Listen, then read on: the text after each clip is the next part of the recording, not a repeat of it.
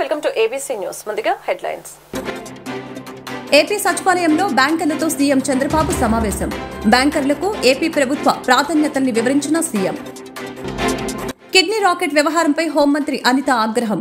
డబ్బులు ఆశ చూపి కిడ్నీ కొట్టేసిన ఆసుపత్రిపై చర్యలు తీసుకోవాలని ఆదేశం. నూతన వరవడిని సృష్టిస్తున్న నారా లోకేష్ చేపట్టిన ప్రజా దర్బార్. విజ్ఞప్తులు స్వీకరించి పరిష్కారానికి కృషి చేస్తామని హామీ ఇస్తున్న లోకేష్. కూటమి ప్రభుత్వ ఇసుక పాలసీపై భవన నిర్మాణ కార్మికుల హర్షాతిరేకం. రష్యాలో ప్రధానమంత్రి నరేంద్ర మోదీ పర్యటన కొనసాగుతోంది. రెండో రోజైన ఇవాళ ఆయన మాస్కోలో భారతీయులను ఉద్దేశించి ప్రసంగించారు. తాను ఒక్కడనే ఇక్కడికి రాలేదని 140 కోట్ల మంది ప్రేమను తీసుకువచ్చానని తెలిపారు. భారతదేశ మట్టి వాసనను మోసుకోవచ్చినట్లు చెప్పారు. ఇటీవల మూడోసారి ప్రధానమంత్రిగా ప్రమాణం చేశానన్న మోదీ 3 రెట్లు వేగంగా పనిచేయాలని అప్పుడే నిర్ణయించుకున్నట్లు చెప్పారు. భారత్ను 3 ఆర్థిక శక్తిగా నిలబెడతానని ఈ సందర్భంగా వాగ్దానం చేశారు. భారత్ ఘనత ప్రపంచం గుర్తించక తప్పని పరిస్థితి తెచ్చామని వ్యాఖ్యానించారు.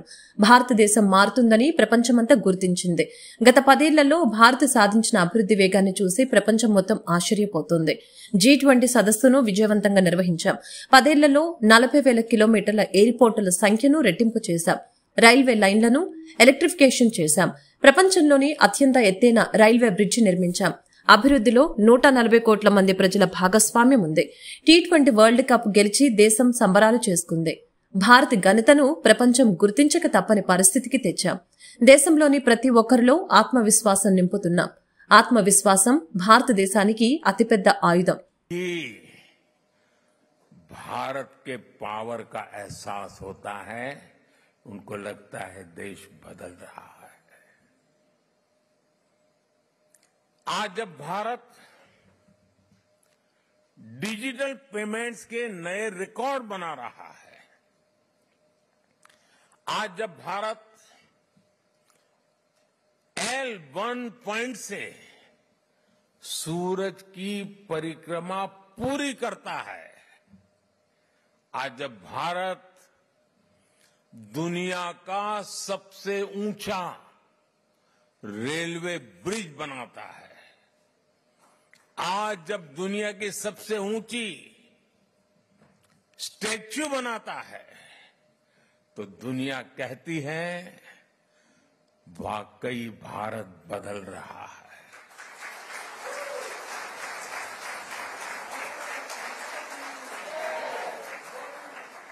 और भारत कैसे बदल रहा है?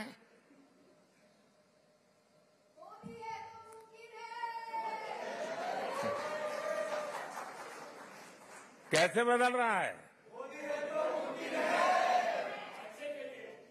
भारत बदल रहा है क्योंकि भारत अपने 140 करोड़ नागरिकों के सामर्थ्य पर भरोसा करता है।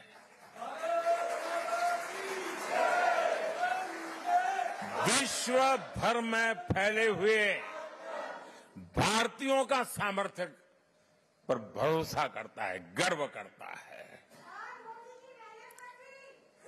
भारत बदल रहा है क्योंकि 140 करोड़ भारतीय अब भारत को विकसित देश बनाने का सपना संकल्प लेकर के पूरा करना चाहते हैं।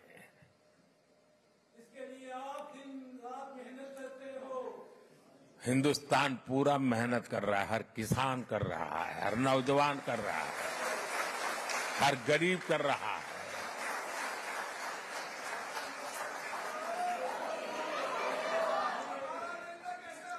आज दुनिया के अलग अलग हिस्सों में जो मेरे भारतीय भाई बहन रहते हैं, आप सभी भारतीय अपनी मातृभूमि की उपलब्धियों पर सीना तान करके सर ऊंचा कर करके गर्व करते हैं। ఏపీ సీఎం చంద్రబాబు ఇవాళ రాష్ట్ర సచివాలయంలో బ్యాంకర్లతో సమావేశం నిర్వహించారు. తమ ప్రభుత్వ ప్రాధాన్యతల్ని ఆయన బ్యాంకర్లకు వివరించారు. ప్రభుత్వ పథకాలకు బ్యాంకర్లు సహకరించాలని కోరారు. డీబీటీ పథకాలు అమలు, రాష్ట్రాభివృద్ధికి బ్యాంకర్ల తోడ్పాటు అవసరమని, రాయితీల అందజేత, రుణాల మంజూరుకు బ్యాంకర్లు సహకరించాలని చంద్రబాబు స్పష్టం చేశారు. స్వయం సహాయక సంఘాల బలోపేతంలో బ్యాంకర్ల పాత్ర ప్రముఖమని కొనియాడారు. ఈ నెల 22వ తేదీ నుంచి ఏపీ అసెంబ్లీ సమావేశాలు ప్రారంభం కానున్నాయి. 5 రోజుల పాటు నిర్వహించే అవకాశం ఉన్నట్లు సమాచారం. మొదటి రోజు ఉభయ సభలను ఉద్దేశించి గవర్నర్ జస్టిస్ అబ్దుల్ నజీర్ ప్రసంగిస్తారు. రెండో రోజు గవర్నర్ ప్రసంగంపై ధన్యవాద తీర్మానం జరుగుతుంది. నెల 22వ తేదీ నుంచి ఏపీ అసెంబ్లీ సమావేశాలు ప్రారంభం కానున్నాయి. ఈ సమావేశంలో పూర్తిస్థాయి బడ్జెట్ ప్రవేశపెట్టే అవకాశం లేని కారణంగా మరో 3 నెలల పాటు తాత్కాలిక బడ్జెట్ కోసం ఈ సమావేశాల్లో ఆర్డినెన్స్ తీసుకొచ్చే అవకాశం ఉన్నట్లు తెలిసి వచ్చింది. ప్రస్తుత పరిస్థితుల్లో పూర్తిస్థాయి బడ్జెట్ ప్రవేశపెట్టే అంశంపై ఆర్థిక శాఖ తర్జన భర్జన పడుతోంది. దీంతో ప్రస్తుతం ఉన్న ఓటాన్ అకౌంట్ బడ్జెట్ తోనే కొనసాగిస్తూ ఆర్డినెన్స్ తీసుకువచ్చే అంశంపై ప్రతిపాదనలు చేసే ఛాన్స్ ఉంది. మరొక 4 నెలల పాటు ఓటాన్ అకౌంట్ కోసం ఆర్డినెన్స్ తీసుకుని రావాలని ఆర్థిక శాఖ భావిస్తున్నట్లు సమాచారం. కొంచెం ఆర్థిక వెసులుబాటు, వివిధ శాఖల్లోని ఆర్థిక పరిస్థితిపై స్పష్టత రావడానికి మరికొంత సమయం పడుతుందని ఆర్థిక శాఖ అంచనా వేస్తోంది. వాటిపై స్పష్టత వచ్చాక సెప్టెంబర్లో పూర్తిస్థాయి బడ్జెట్ను ఆర్థిక శాఖ ప్రవేశపెట్టే అవకాశాలు ఉన్నాయి. కాగా ఆర్డినెన్స్ పెట్టాలని ప్రతిపాదనపై ముఖ్యమంత్రి చంద్రబాబు నాయుడు ఆమోదం కోసం ఆర్థిక శాఖ ఎదురుచూస్తోంది. కిడ్నీ రాకెట్ వ్యవహారంపై హోంమంత్రి అనిత ఆగ్రహం వ్యక్తం చేశారు. డబ్బులు ఆశ చూపి కిడ్నీ కొట్టేసిన ఆసుపత్రిపై చర్యలు తీసుకోవాలని ఆదేశించారు. విజయవాడలోని కిడ్నీ రాకెట్ వ్యవహారంపై హోంమంత్రి అనిత ఆగ్రహం వ్యక్తం చేశారు. గుంటూరు కలెక్టర్ ఎస్పీ విజయవాడ సిపితో ఆమె ఫోన్లో మాట్లాడారు. డబ్బుల ఆశ చూపి కిడ్నీ కొట్టేసిన ఆసుపత్రిపై చర్యలు తీసుకోవాలని ఆదేశించారు. ఇలాంటి ఘటనలపై పోలీసులు నిఘా పెట్టాలని చెప్పారు. బాధితుడి ఫిర్యాదుపై హోంమంత్రి ఆదేశాలతో పోలీసులు విచారణ చేపట్టారు. విజయవాడ కేంద్రంగా ఇటీవల కిడ్నీ రాకెట్ ముఠా మోసాలు వెలుగులోకి వచ్చాయి. ఆర్థిక ఇబ్బందులతో కిడ్నీ విక్రయానికి అంగీకరిస్తే కిడ్నీ తీసుకున్న తర్వాత డబ్బులు ఇవ్వకుండా తనను మోసం చేశారని గుంటూరు జిల్లా కొండ వెంకటప్పయ్య కాలనీకి చెందిన బాధితుడు మధుబాబు వాపోయాడు. ఈ మేరకు సోమవారం గుంటూరు ఎస్పీ కార్యాలయంలో ఫిర్యాదు చేశారు. ఈ ఘటనపై హోంమంత్రి అనిత తాజాగా స్పందించారు. నారా లోకేష్ చేపట్టిన ప్రజా దర్బార్ నూతన వరవడి సృష్టిస్తోంది. తమ సమస్యల్ని విన్నవించేందుకు ప్రజలు భారీగా తరలివచ్చారు. విజ్ఞప్తుల్ని స్వీకరించి పరిష్కారానికి కృషి చేస్తారని లోకేష్ హామీ ఇచ్చారు. ఉండవల్లిలోని నివాసంలో విద్య, ఐటీ, ఎలక్ట్రానిక్స్ శాఖల మంత్రి నారా లోకేష్ నిర్వహిస్తున్న ప్రజా దర్బార్ నూతన వరవడితో ముందుకు సాగుతుంది. సమస్యలు విన్నవించేందుకు వచ్చిన ప్రజలను నమస్కారం తాతయ్య, నమస్కారం అమ్మ, నమస్కారం చెల్లి అంటూ ఆత్మీయంగా పలకరిస్తున్న యువనేత వారి నుంచి విజ్ఞాపనల్ని స్వీకరిస్తున్నారు. గత ప్రభుత్వంలో సమస్యలు చెప్పుకునేందుకు వచ్చిన వారిని బ్యారికేడ్లతో నిలువరించిన అనేక ఇబ్బందులకి గురిచేశారు. నేడు ప్రజా ప్రభుత్వంలో ప్రతి ఒక్కరిని నేరుగా కలిసి విజ్ఞప్తులను స్వీకరించడంతో పాటు ఆయా సమస్యల పరిష్కారానికి సిబ్బంది ఆదేశాలు జారీ చేశారు. 14వ రోజు ప్రజా దర్బారుకు మంగళగిరి నియోజకవర్గంతో పాటు రాష్ట్ర వ్యాప్తంగా ప్రజలు భారీ సంఖ్యలో తరలివచ్చారు. నిత్యావసరాలైన బియ్యం, కందిపప్పు, స్టీమ్డ్ బియ్యం ధరల్ని తగ్గించి గురువారం నుంచి రైతు బజార్లో విక్రయిస్తారని పౌర సరఫరాల శాఖ మంత్రి నాదెండ్ల మనోహర్ ప్రకటించారు. రాష్ట్రంలో నిత్యావసర సరుకుల్ని ప్రజలకు అందుబాటు ధరలో ఉంచడం, వారికి ఉపశమనం కలిగించడం అవసరమని ఆయన తెలిపారు. విజయవాడలోని సివిల్ సప్లైస్ కమిషనర్ కార్యాలయంలో హోల్సేల్ వర్తకులు, మిల్లర్లు, సరఫరాదారులతో మంత్రి నాదెండ్ల మనోహర్ సమావేశమయ్యారు. ధరల స్థిరీకరణ, నియంత్రణ గురించి విస్తృతంగా చర్చించారు. బహిరంగ మార్కెట్లో కిలో 181 రూపాయలు ఉన్న కందిపప్పు 160 రూపాయలు, బియ్యం 52 రూపాయల 40 పైసలు ఉంటే 48 రూపాయలకి, స్టీమ్డ్ బియ్యం 55 రూపాయల 85 పైసలు ఉంటే 49 రూపాయల చొప్పున విక్రయిస్తారు. రైతు బజార్లలో ప్రత్యేక కౌంటర్లను ఏర్పాటు చేసి బియ్యం, కందిపప్పు, స్టీమ్డ్ బియ్యం తగ్గించిన ధరలకు విక్రయించాలని నిర్ణయించారు. ఇందుకు తగిన ఏర్పాట్లు చేయాలని జాయింట్ కలెక్టర్లను ఆదేశించారు. ఎన్నికల హామీ మేరకు 20 రోజుల్లో ఉచిత ఇసుక పాలసీని ఎన్డీఏ ప్రభుత్వం అమలు చేయడం పట్ల పట్టణ బీసీసీఎల్ అధ్యక్షులు వాకా మాధవరావు పట్టణ భవన నిర్మాణ కార్మికుల ఆధ్వర్యంలో మంగళగిరి పట్టణంలోని హుస్సేన్ కట్ట వద్ద కార్మికులు కేక్ కట్ చేసి పెద్ద ఎత్తున సంబరాలు చేశారు. స్వీట్స్ పంపిణీ చేసి హర్షం వ్యక్తం చేశారు. ఈ సందర్భంగా జనసేన చేనేత వికాస్ అధ్యక్షులు చిల్లపల్లి శ్రీనివాసరావు, మంగళగిరి పట్టణ టీడీపీ అధ్యక్షులు దామర్ల రాజు, జనసేన ఎంటీఎంసీ అధ్యక్షులు మునగపాటి వెంకట మారుతిరావు, భారతీయ జనతా పార్టీ పట్టణ అధ్యక్షులు కాండ్రు భానుకిషోర్లు మాట్లాడారు. ఉచిత ఇసుక పాలసీని అమలు చేస్తూ జీవో నంబర్ 43ని విడుదల చేయడం హర్షణీయమని తెలిపారు. ఈ ప్రభుత్వం బడుగు బలహీన వర్గాల అభ్యున్నతికి రాష్ట్ర ప్రగతికి బాటలు వేస్తుందని తెలిపారు. వైసీపీ పాలనలో ఇసుక బంగారం అవటంతో సాధారణ మధ్యతరగతి వర్గాల ప్రజలు గృహాలు ఇతర నిర్మాణాల కోసం అధిక మొత్తాన్ని ఇసుక కోసం వెచ్చించాల్సి వచ్చిందని తెలిపారు. ఆ ప్రభావం నిర్మాణ రంగంపై పడి వేలాది భవన నిర్మాణ కార్మికుల కుటుంబాలు పనులు లేక అవస్థపడ్డాయని తెలిపారు. ఈ పరిస్థితిని గుర్తించిన కూటమి ప్రభుత్వం ఉచిత ఇసుక పాలసీని తీసుకువచ్చి ప్రజలకు మేలు చేస్తున్నట్లు తెలిపారు. ఇకపై ఇళ్ల నిర్మాణాలు వేగవంతం అవుతాయని, కార్మిక వర్గాలకు ఉపాధి లభిస్తుందని తెలియజేశారు. ఈ కార్యక్రమంలో తెలుగుదేశం పార్టీ రాష్ట్ర అధికార ప్రతినిధి తమ్మిశెట్టి జానకిదేవి, పట్టణ తెలుగుదేశం పార్టీ ఉపాధ్యక్షులు గోవాడ దుర్గారావు, బీజేపీ నాయకులు తురుమిల్లి శ్రీనివాసరావు, తెలుగుదేశం పార్టీ నాయకులు కోసూరి రాజశేఖర్, జొన్నాదుల బాలకృష్ణ, ఊట్ల శ్రీమన్నారాయణ, అన్నం నాగబాబు తదితరులు పాల్గొని కేక్ కట్ చేసి స్వీట్లు పంచుకున్నారు. 2014లో ఆనాటి ముఖ్యమంత్రి మాన్యశ్రీ నారా చంద్రబాబు నాయుడు గారు ఉచిత ఇసుక విధానాన్ని అవలంబించి పేద బడుగు బలహీన వర్గాలందరికీ కూడా ఎంతో రోజువారీ కూలీ పనులు చేసుకునే వాళ్ళకి చేతి నిండా పనుండేటువంటి పరిస్థితులు చూసాం. 2019లో వైఎస్ఆర్సీపీ జగన్మోహన్ రెడ్డి ప్రభుత్వం అధికారంలోకి వచ్చిన వెంటనే ఆ ఉచిత ఇసుక విధానాన్ని రద్దు చేస్తూ మరి ఏదైతే ఇసుక సహజ వనరులుగా ఉన్నటువంటి ఇసుకని మరి ప్రతి ఒక్కరికి కూడా హక్కు ఉండే ఇసుకని కేవలం వైఎస్ఆర్సీపీ నాయకులకు మాత్రమే చెందినట్టుగా మరి ఆ ఇసుక అన్నిటిని కూడా టన్నుల లెక్క కాటాల లెక్క పెట్టి అధిక రేట్లు, ఎందుకంటే ఆకాశాన్ని అంటే ఇసుక కొనాలంటే ఒక ట్రాక్. అందరికీ నమస్కారం. రాష్ట్రంలో ఈరోజు చూస్తే పండగ వాతావరణం ఏర్పడింది. ఎందుకంటే భవన నిర్మాణ కార్మికులు 25 లక్షల నుంచి దాదాపు 30 లక్షల వరకు కార్మికులు ఈ రాష్ట్రంలో ఉన్నారు. ఇసుక లేక గత ప్రభుత్వంలో పనులు లేక ఆత్మహత్య చేసుకున్న దాఖలాలు ఉన్నాయి. కాబట్టి మరి చంద్రబాబు నాయుడు గారు ఏదైతే చెప్పారో ప్రభుత్వం రాగానే ఉచిత ఇసుక విధానం అమలు చేస్తామని చెప్పేసి మరి నిన్న అమలు చేయడం జరిగింది. మరి ఈరోజు భవన నిర్మాణ కార్మికులు చంద్రబాబు నాయుడు గారికి గడిచిన 5 ఏళ్లలో రాక్షస పాలన కారణంగా ఏదైతే ఇసుక రేట్లు పెంచేసి భవన నిర్మాణ రంగానికి ఉపాధి లేకుండా చేసి వాళ్ళ కొట్టిన గత ప్రభుత్వం ఏదైతే ఉందో దానిని బుద్ధి చెప్తూ దేశ రాష్ట్ర ప్రజలు భారతదేశంలో ఎన్డీఏ గవర్నమెంట్లో ఉన్న నరేంద్ర మోడీ నాయకత్వాన్ని అలాగే రాష్ట్రంలో ఉన్న చంద్రబాబు నాయుడు గారి నాయకత్వాన్ని బలపరిచి ఏదైతే వీరికి ఉపాధి కలిగేలాగా ఎన్నికల ముందు హామీలు ఇచ్చారో అవన్నీ నెరవేర్చే విధంగా ఈరోజు ఏదైతే ఇసుకను సీనరేజ్ మరియు నిర్వహణ ఖర్చులతోటి అందరికీ అందేలాగా ఏ విధమైనటువంటి అవినీతికి పాల్పడకుండా పారదర్శకంగా అందేలాగా చేసినందుకు నారా చంద్రబాబు నాయుడు గారికి అలాగే కేంద్రంలో ఉన్న ఎన్డీఏ బీజేపీ నరేంద్ర మోదీ గారికి ధన్యవాదాలు తెలియజేస్తున్నాం. స్వాతంత్ర్యం వచ్చిన తొలి కాలంలోని 1949లో జ్ఞానం, శీలం, ఏకత అనే 3 విధానాలతో ఏర్పడిన ఏబీవీపీ ఈరోజు పెద్ద విద్యార్థి సంఘంలో ఒకటిగా ఏబీవీపీ ముందంజలో ఉంది. ABVP job calendar mega DSC కోసం ఎంతగానో కృషి చేసింది. దేశంలో మొత్తం విద్యార్థులకు కృషితో ఏపీబీపీ సంస్థ ద్వారా ప్రతి రాష్ట్రంలో ఉన్న విద్యార్థులకి జిల్లాలో, మండలాల్లో, గ్రామాల్లో ఉన్నత విద్యకు తోడ్పడుతుందని తెలిపారు. కృషి కోసం తోడ్పడే పెద్ద విద్యార్థి సంఘంగా ఏర్పడిందని తెలిపారు. డిప్యూటీ మేయర్ డైమండ్ బాబు కార్యాలయంపై దాడి నేపథ్యంలో జిల్లా ఎస్పీని కలిసి ఫిర్యాదు చేసిన వైసీపీ నాయకులు. గతంలో ఏ పార్టీ అధికారంలోకి వచ్చినా నాయకుల మధ్య స్నేహపూర్వక వాతావరణం ఉండేది. నేడు అటువంటి పరిస్థితులు కనపడటం లేదని విలేకరుల సమావేశంలో డిప్యూటీ మేయర్ డైమండ్ బాబు తెలిపారు. అసెంబ్లీ ఎన్నికల తర్వాత టీడీపీ అధికారంలోకి వచ్చిన గంట నుంచే వైసీపీ నాయకులు, కార్యకర్తలపై దాడులు మొదలయ్యాయి. పలువురు కార్పొరేటర్లపై, నాయకులపై నిత్యం దాడులకు పాల్పడుతున్నారు. దివంగత మహానేత వైఎస్ రాజశేఖర రెడ్డి విగ్రహాలను ధ్వంసం చేస్తున్నారు. గతంలో మాజీ మంత్రి విడుదల రజని, పలువురు కార్పొరేటర్లు ఇప్పుడు నా కార్యాలయంపై దాడులు చేశారు. టీడీపీ నాయకుల కనుసన్నల్లోనే ఈ దాడులు జరుగుతున్నాయి. స్థానిక పోలీస్ స్టేషన్లో ఆధారాలతో సహా ఫిర్యాదులు చేస్తూ ఉంటే పోలీసులు కనీసం ఎఫ్ఐఆర్లు నమోదు చేయటం లేదు, చర్యలు తీసుకోవటం లేదు. గుంటూరు నగరంలో టీడీపీ, జనసేనల కంటే బలమైన నాయకులు, కార్యకర్తలు వైసీపీ పార్టీలో ఉన్నారు. అయినా మేమిప్పుడు ఎప్పుడూ ఇటువంటి దాడుల్ని ప్రోత్సహించలేదు.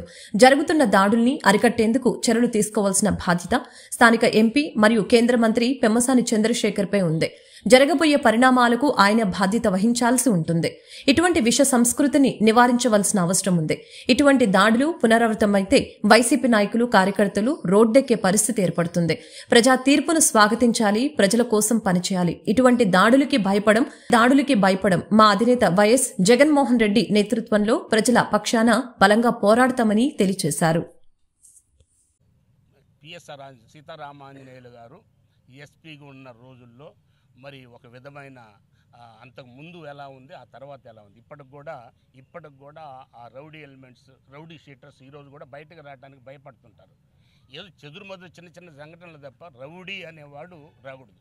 ఇప్పుడు నిన్న సంఘటన చూసినట్టే రౌడీ షీటర్ అని పేరు పెట్టుకొని వచ్చేసిన తర్వాత మేము ఐడెంటిఫై చేసి సీసీ కెమెరాలు ఐడెంటిఫై చేసేసి పోలీస్ స్టేషన్లో ఇచ్చిన తర్వాత అతని మీద ఇంతవరకు ఎట్లాంటి యాక్షన్ లేదంటే ఇట్లాంటిది పోలీస్ ఆఫీసర్స్ని ప్రత్యేకంగా నేను ఒక మరి ఉన్నత పోలీస్ ఆఫీసర్గా ఉండి రిజైన్ చేసి వచ్చాను కాబట్టి నేను చెప్తాను, నా పోలీస్ ఆఫీసర్కి చెప్పేది ఏంటంటే మనకు చట్టంలో అందరూ సమానమే. తప్పు చేసినోడిని గిన మీరు సరైన టైంలో సరిగ్గా శిక్షించకపోయినట్టయితే, మరి చట్టాన్ని మీరు గిన ఉల్లంఘించినట్టయితే ఈ జరిగే అవాంతరాలకి పోలీసు కూడా బాధ్యత వహించాల్సి వస్తుందని ఈ సందర్భంగా తెలియపరుచుకుంటూ, ఇలాంటి రాష్ట్రంలో ఎక్కడ కూడా గుంటూరులోనే కాదు ఎక్కడ పునరావృతం కాకూడదని మీ ద్వారా నేను ప్రజలకు తెలియపరుస్తాను.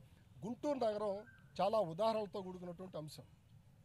ఈ క్రమంలో పోలీసు వ్యవస్థ ఎఫ్ఐఆర్లు కట్టకపోవడంతో మాజీ రౌడీ షీటర్లు, గతంలో రౌడీ ఎలిమెంట్స్తో ఉన్నటువంటి వ్యక్తులందరూ కూడా వాళ్ళు ఎలా తయారయ్యారంటే, తెలుగుదేశం పార్టీ సభ్యులం కాబట్టి మనం తెలుగుదేశం పార్టీ నాయకుల అండదండలు మనకుంటే ఇక మనం ఏమి చేసినా కూడా చలామణి అవుతున్న ఉద్దేశంతో వాళ్ళకేదో ఒక సర్టిఫికెట్లు ఇచ్చినట్టుగా భౌతిక దాడులకు దిగటం, ఎప్పుడూ జరగనటువంటి విధంగా ఆఫీసులపైన దాడులు చేయటం, వ్యక్తిగత దూషణలకు దిగటం, ఇటువంటి పరిస్థితుల పరంపర కొనసాగుతున్నటువంటి పరిస్థితుల్లో మేము గత నెల రోజుల నుంచి అంశాలన్నింటినీ కూడా క్షుణ్ణంగా పరిశీలన చేస్తూ చూస్తూ ఉన్నాం.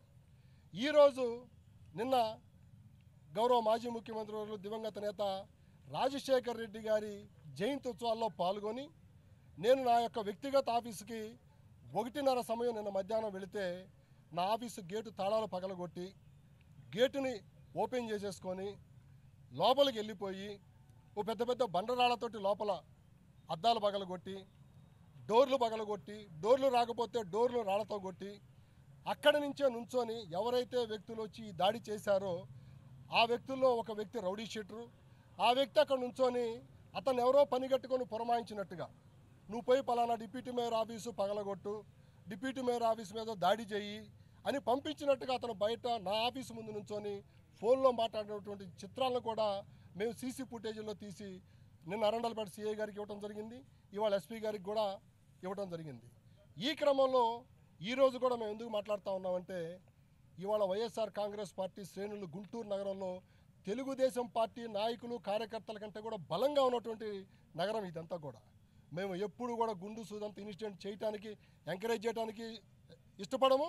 అటువంటి పరిస్థితులు ఎట్టి పరిస్థితులు ఉపేక్షించినటువంటి పరిస్థితి మా నాయకత్వంలో. ఈ పరిస్థితులన్నిటిని కూడా మేము ఎందుకు ఇవాళ పోలీసు వారి దృష్టికి తెస్తున్నామంటే, ఇకనైనా వీటిని సంపూర్ణంగా పుల్ స్టాప్ పెట్టండి. ఈ గనక పుల్ స్టాప్ పడకపోతే దీని వెనకమాల తెలుగుదేశం పార్టీకి సంబంధించినటువంటి నాయకులు ఎవరెవరైతే ఉన్నారో వారందరినీ కూడా మీరు ముఖ్యమంత్రి చంద్రబాబు ఇచ్చిన హామీ ప్రకారం ఉచిత ఇసుక పథకాన్ని ప్రారంభించారు. 2014లో ఉచిత ఇసుక వలన 14 లక్షల మంది భవన నిర్మాణ కార్మికులకు ఉపాధి కలిగింది. ప్రతిపాడు శాసనసభ్యులు బూర్ల రామాంజనేయులు మాట్లాడారు. కానీ జగన్మోహన్ రెడ్డి అధికారంలోకి రాగానే ఉచిత ఇసుక పథకాన్ని తొలగించారు. దాంతో ఎంతో మంది భవన నిర్మాణ కార్మికులు వలస బాట పట్టారు. జగన్మోహన్ రెడ్డి జేపీ సంస్థకు 5,000 కోట్లు దోచిపెట్టారు. వైసీపీ నాయకులు దోచుకున్న ఇసుక కుప్పలను స్వాధీనం చేసుకుని ప్రజలకు పంపిణీ చేస్తున్నాం. ఈ ఉచిత ఇసుక విధానం వలన ఎన్నో లక్షల కుటుంబాలకు ఉపాధి లభిస్తోంది. మా ప్రభుత్వానికి కక్ష సాధింపు ఆలోచన లేదు. కేవలం ప్రజలకు ఇచ్చిన హామీలు నెరవేర్చి రాష్ట్రాన్ని అభివృద్ధిలో నడిపిస్తాం. తప్పు చేసిన వారు ఎంతటి వారైనా చట్టం వదిలిపెట్టదు. ఎక్కడ ఉన్నా పట్టుకొస్తాం. ప్రజలకు ఇచ్చిన హామీలను నెరవేర్చినందుకే వైసీపీ భారీ మూల్యం చెల్లించాల్సి వచ్చింది. ఇచ్చిన హామీ మేరకు గుంటూరు ఛానల్ పొడిగింపు యుద్ధ ప్రాతిపదికన మొదలు పెట్టామని తెలియజేశారు. ఇసుక ఫ్రీగా ఇవ్వడం అనేటువంటిది రాష్ట్రంలో ఉన్నటువంటి ప్రతి కుటుంబము ఎంతో సంతోషాన్ని వ్యక్తపరుస్తుందని తెలియజేస్తూ, మరి వచ్చే రోజుల్లో వాళ్ళ యొక్క ఆనందాన్ని, వాళ్ళు కనపరిచేటటువంటి ఉత్సాహాన్ని మనం చూస్తాం. రేపు ఎల్లుండి ట్రాక్టర్లు ఓనర్లు ఎంతో సంతోషంతో ఊరేగింపులు చేస్తారు. అట్లాగే ఎద్దుల బండ్లతో అమ్ముకునేటటువంటి వాళ్ళు కూడా ఎంతో ఉత్సాహంగా ముందుకు వస్తారు. ఒకరిద్దరు కాదు, ఇక్కడ అన్ని కుటుంబాలు కూడా ఈ ఫ్రీ ఇసుక ద్వారా ఆనందాన్ని వ్యక్తపరుస్తారని తెలియజేయడానికి మరి పత్తిపాడు శాసనసభ్యుడిగా నేను ఎంతో గర్వపడుతున్నాను. బాబులేని వంశీ మీద లుకౌట్ నోటీస్ జారీ చేసి అరెస్ట్ చేయాలి కదా అని ఎలా చూడచ్చు? ఏంటి లుకౌట్ నోటీస్ జారీ చేసి ఆ బాబులేని అరెస్ట్ చేయాలని రిజల్ట్స్ వచ్చిన రోజునే అమెరికా పారిపోయాడు కదా, అతనికి లుకౌట్ నోటీసులు జారీ చేసి పట్టకరావచ్చు కదా అని చెప్పి కామెంట్. ఇప్పుడు ఏదైనా మీరు గమనించారు, ప్రభుత్వం ఏర్పడింది. ప్రభుత్వం ఏర్పడిన తర్వాత ప్రజలకు ఏవైతే వాగ్దానాలు చేశామో ఆ వాగ్దానాలు నెరవేర్చడానికి ప్రాధాన్యతతో మేము పనిచేస్తున్నాం తప్ప మా మీద కక్ష కట్టిన వాళ్ళకు, మా మీద వ్యతిరేకించినటువంటి వాళ్ళకు, లేదా మమ్మల్ని ఇబ్బంది పెట్టినటువంటి వాళ్ళకు వాళ్ళని వెంటనే శిక్షలు వేయాలి లేదా వాళ్ళని వెంటనే ఇబ్బంది పెట్టాలన్న ఆలోచన మా ప్రభుత్వానికి లేదు. జగన్మోహన్ రెడ్డి గారు అసలు ఆ రోజు 30 సంవత్సరాలు పరిపాలన చేస్తానని వాగ్దానం చేసి, ప్రజలకు వాగ్దానం చేసి ప్రమాణ స్వీకారం చేసిన మరుక్షణమే ప్రజావేదికను 10 కోట్ల రూపాయల విలువైన ప్రజావేదికను కూల్చేశాడు. ఆయన ప్రియారిటీ అది. మా ప్రియారిటీ ఏంటి? 4,000 రూపాయల పెన్షన్ పెంచడం మా ప్రియారిటీ, ఇసుకను ఫ్రీగా చేయడం మా ప్రియారిటీ. మేము ఏదైతే సూపర్ 6 ఇచ్చామో ఆ సూపర్ 6 కార్యక్రమాలు అమలుపరచడం మా ప్రియారిటీ. అంతేకాకుండా రాష్ట్రంలో 5 సంవత్సరాలు కుంటుపడినటువంటి అభివృద్ధిని మళ్ళా అభివృద్ధి రథంలోకి ఎక్కించడానికి కేంద్రంకి వెళ్ళి ప్రధానమంత్రితో మొదలుకొని అనేక మంత్రుల్ని ఒకే రోజు 2 రోజుల్లోనే కలవడం అనేటువంటిది మా ప్రాధాన్యత. కాబట్టి మా ప్రాధాన్యతలు వేరు. అట్లని తప్పు చేసినటువంటి వాళ్ళని వదిలిపెట్టే ప్రసక్తి లేదు. ఈరోజు కాకపోతే రేపు లుకౌట్ నోటీస్ వస్తుంది. తప్పు చేసిన వాళ్ళు ఏ పుట్టలో దాక్కున్నా బయటకు పడక తప్పదు, శిక్ష అనుభవించక తప్పదు. సార్, గత 5 సంవత్సరాలు ఇసుక కొరతతో కార్మికులు చాలా మంది చనిపోయారని చెప్పేసి గతంలో టీడీపీ కూడా వాళ్ళ కోసం ఉన్న ప్రభుత్వం ఇప్పుడు తప్పకుండా, ఎందుకంటే ఏదైతే వైసీపీ ప్రభుత్వ విధానం వల్ల నష్టపోయారో ఆ కుటుంబాలని ఆదుకోవడానికి మా కార్యక్రమాల్లో భాగంగా వాళ్ళకి చేయగలిగినటువంటి సహాయం చేయడం అనేటువంటిది జరుగుతుంది. తప్పకుండా ఏదైనా చెప్పినవే కాకుండా చెప్పని కూడా చేసేటటువంటి ప్రభుత్వం తెలుగుదేశం ప్రభుత్వం. ఏదైనా గత ప్రభుత్వంలో 800 కోట్ల అవినీతి జరిగిందన్నారు, దాని మీద ఎంక్వైరీ చేసేయాలి. డెఫినెట్గా ఉంటుంది, ఎంక్వైరీ అనేది నడుస్తుంది. మా ప్రాధాన్యత ఇసుక ఫస్ట్ ఫ్రీగా ఇవ్వాలి. రాష్ట్ర ముఖ్యమంత్రి నారా చంద్రబాబు నాయుడు ఉచిత ఇసుకని ప్రవేశపెట్టడం వలన పట్నం బజార్లో భవన నిర్మాణ కార్మికులు కేక్ కటింగ్ కార్యక్రమాన్ని ముఖ్య అతిథిగా పాల్గొన్న గుంటూరు తూర్పు నియోజకవర్గ ఎమ్మెల్యే మహమ్మద్ నజీర్ చెప్పినటువంటి విధంగా ఉచిత ఇసుకని రాష్ట్రంలో ఉన్నటువంటి ప్రజలందరూ కూడా అంకితం చేసినటువంటి పరిస్థితులు. గతంలో తెలుగుదేశం పార్టీ అధికారంలో ఉన్నప్పుడు కూడా ఉచిత ఇసుక పాలసీని తీసుకుని వచ్చి రాష్ట్రంలో కార్మికుల పట్ల ఒక ఆలోచనతో వారి జీవన వృత్తిని పెంచేటువంటి కార్యక్రమాన్ని తీసుకుంటే అధికారం చేపట్టినటువంటి జగన్మోహన్ రెడ్డి గారు ప్రజలను మభ్యపెడుతూ తెలుగుదేశం పార్టీ నాయకులు ఉచిత ఇసుక పేరుతో దండుకున్నారని చెప్పి మాయమాటలు చెప్పి ఇసుక విచ్చలవిడిగా దొరికేటువంటి ఇసుకను ఈరోజు దేశంలో ఎక్కడ లేనటువంటి విధంగా ఒక టన్ను ఇసుకను 1800 రూపాయలకి ఫిక్స్ చేస్తూ అమ్మినటువంటి పరిస్థితులు. కానీ ఈరోజు ఎన్డీఏ కూటమి ప్రభుత్వం ఏర్పడ్డ తర్వాత 88 రూపాయలకు మాత్రమే టన్ను ఇసుక ఇచ్చేటువంటి దాంతోపాటు కేవలం ఖర్చుల కోసమే ఈ డబ్బులు కూడా వసూలు చేయడం జరుగుతూ ఉంది. అంటే రాష్ట్రంలో ఉచిత ఇసుక ఇవ్వడం వల్ల కార్మికులు గత 5 సంవత్సరాల నుంచి ఇబ్బంది పడినటువంటి అనేక రంగాలకు సంబంధించినటువంటి ముఖ్యంగా కన్స్ట్రక్షన్ ఫీల్డ్లో ఉన్నటువంటి కార్మికులు, ప్లంబర్లు కానీ, పెయింటర్లు కానీ, తాపీ మేస్త్రులు కానీ, అలాగే అన్ని రకాల పనులు చేసేటువంటి వాళ్ళు అనేక రకాలుగా ఇబ్బందులు పడేటువంటి పరిస్థితులు. ఈరోజు ప్రభుత్వం ఉచిత ఇసుక ఇవ్వడం వల్ల ఈరోజు మేము ఇక్కడ గుంటూరు నగరంలో ఎవరైతే పొద్దున్నే లేచి కార్మికులుగా ఉన్నటువంటి వాళ్ళు వచ్చేటువంటి సెంటర్కి వస్తే వీళ్ళలో ఒక ప్రత్యేకమైనటువంటి ఆనందం కనిపిస్తూ ఉంది. రాష్ట్రంలో ఎక్కడ చూసినా కూడా అభివృద్ధి ముందుకు సాగేటువంటి విధంగా పాలసీ తీసుకొని ఇసుక ఉచితంగా ఇవ్వడం అనేది గొప్ప విషయంగా భావిస్తూ చంద్రబాబు నాయుడు గారు ఈ ఆలోచన చేసినందుకు ఆయనకు ప్రత్యేకమైనటువంటి ధన్యవాదాలు తెలుపుతూ రాష్ట్రంని అభివృద్ధి పదంలో నడిపేటువంటి దాంట్లో ఇది మొదటి అడుగుగా మేమందరం కూడా భావిస్తూ ఆయనకు ప్రత్యేకమైనటువంటి ధన్యవాదాలు తెలుపుతా ఉన్నాం. మంగళగిరి ఇస్కాన్ ఆధ్వర్యంలో ఈ నెల 11వ తేదీన మంగళగిరి పట్టణంలో జగన్నాథ రథయాత్ర నిర్వహించడం జరిగింది. మంగళగిరి ఇస్కాన్ ప్రతినిధి సువర్ణ శ్రీనివాస్ దాస్ ఈ సందర్భంగా మీడియాతో మాట్లాడారు. మంగళగిరి బైపాస్ రోడ్డు బాపూజీ విద్యాలయం ప్రాంగణంలో మంగళవారం ఉదయం విలేకరుల సమావేశం నిర్వహించారు. ఈ సందర్భంగా సువర్ణ శ్రీనివాసదాసు మాట్లాడారు. దేశవ్యాప్తంగానే కాక ప్రపంచవ్యాప్తంగా 3,000 జగన్నాథ రథయాత్రలు నిర్వహించడం జరుగుతుందని తెలిపారు. దీనిలో భాగంగా ఈ నెల 11వ తేదీ గురువారం మధ్యాహ్నం 2 గంటలకు మంగళగిరి బస్టాండ్ సెంటర్ నుండి జగన్నాథ రథయాత్ర ప్రారంభమవుతుందని తెలిపారు. రాష్ట ఐటీ, హ్యూమన్ రిసోర్స్ శాఖ మంత్రి నారా లోకేష్ ముఖ్య అతిథిగా పాల్గొని కార్యక్రమాన్ని ప్రారంభిస్తారని శ్రీనివాసదాసు తెలిపారు. మంగళగిరి బైపాస్ రోడ్లోని బాపూజీ విద్యాలయ క్రీడా ప్రాంగణం వరకు రథయాత్ర కొనసాగుతుందని తెలిపారు. సమావేశంలో మంగళగిరి పిరమిడ్ ధ్యాన మండలి అధ్యక్షులు ఆకురాతి శంకర్రావు, బలరాం సేన రాష్ట్ర అధ్యక్షులు పల్లెబాట రాజా తదితరులు పాల్గొన్నారు.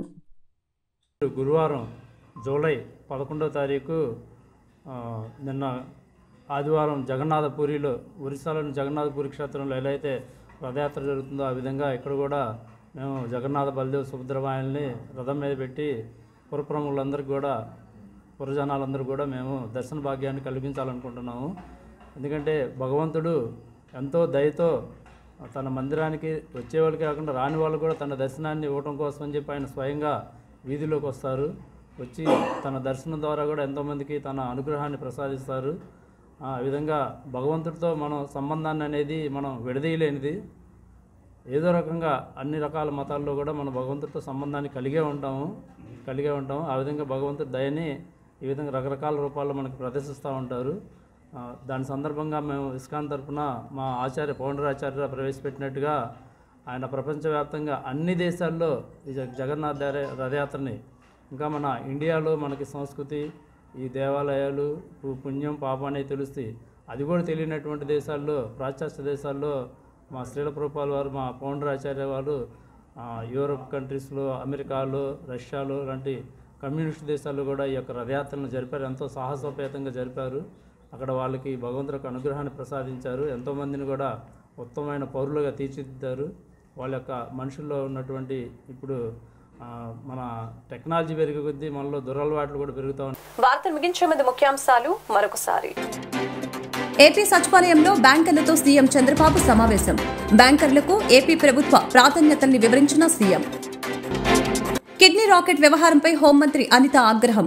డబ్బులు ఆశ చూపి కిడ్నీ కొట్టేసిన ఆసుపత్రిపై చర్యలు తీసుకోవాలని ఆదేశం.